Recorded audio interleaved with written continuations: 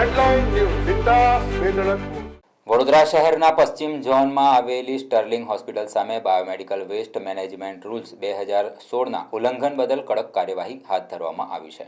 વડોદરા શહેરના પશ્ચિમ ઝોનમાં આવેલી સ્ટર્લિંગ હોસ્પિટલ સામે બાયોમેડિકલ વેસ્ટ મેનેજમેન્ટ નિયમ 2016ના ઉલ્લંઘન બદલ કડક કાર્યવાહી હાથ ધરવામાં આવી છે. માહિતી અનુસાર હોસ્પિટલ દ્વારા જાહેર સ્થળે ગેરકાયદેસર રીતે બાયોમેડિકલ કચરો નાખવામાં આવતા કડક પગલાં લેવામાં આવ્યા છે. તાજેતરમાં બનેલી ઘટનામાં સ્ટર્લિંગ હોસ્પિટલમાંથી રોજનો કચરો ટ્રેક્ટરમાં મૂકવામાં આવતો હતો. તે ટ્રેક્ટર ચાલકે ગોત્રી ગાર્ડનમાં આખો કચરો ખાલી કરી દીધો હતો, જ્યાંથી મળેલા કેટલાક જથ્થામાં બાયોમેડિકલ વેસ્ટ જોવા મળ્યો હતો. આ અંગે ગોત્રી ગાર્ડન શાખા કર્મચારીઓએ તાત્કાલિક સોલિડ વેસ્ટ વિભાગને જાણ કરી હતી. પછી વેસ્ટ વિભાગ દ્વારા તાત્કાલિક જીપીસીબીને જાણ કરવામાં આવી હતી. જીપીસીબી તથા પાલિકા ટીમોએ સ્થળ પર પહોંચીને કચરાનું નિરીક્ષણ કર્યું હતું.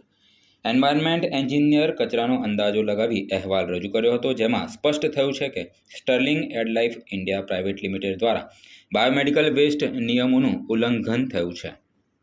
તારીખ 21/7ના રોજ રાત્રે વોર્ડ ઓફિસર 10થી અમને ફોન આવેલો હતો કે હોસ્પિટલ દ્વારા વેસ્ટનો નિકાલ ગોત્રી ગાર્ડનમાં કરવામાં આવેલ છે.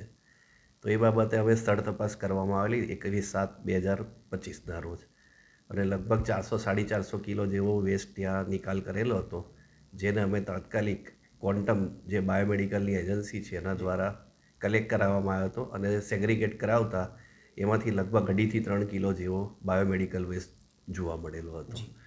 અત્યારે શું કાર્યવાહી કરવામાં આવી છે?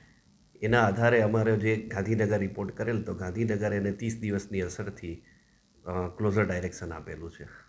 એટલે કઈ બાબતનું ક્લોઝર ડાયરેક્શન આપ્યું છે? બાયોમેડિકલ વેસ્ટનો ખુલ્લામાં નિકાલ કરવા માટે અને જાહેર આરોગ્ય સાથે ચેડા કરવા માટે.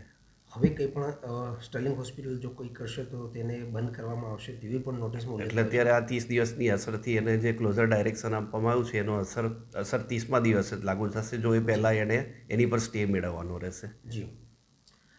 અત્યારે હાલ કોઈ સ્ટર્લિંગ હોસ્પિટલ દ્વારા કોઈ રજૂઆત કરવામાં આવી કે બાબતમાં? હાલમાં કોઈ રજૂઆત અત્યારે કરવામાં નથી આવી.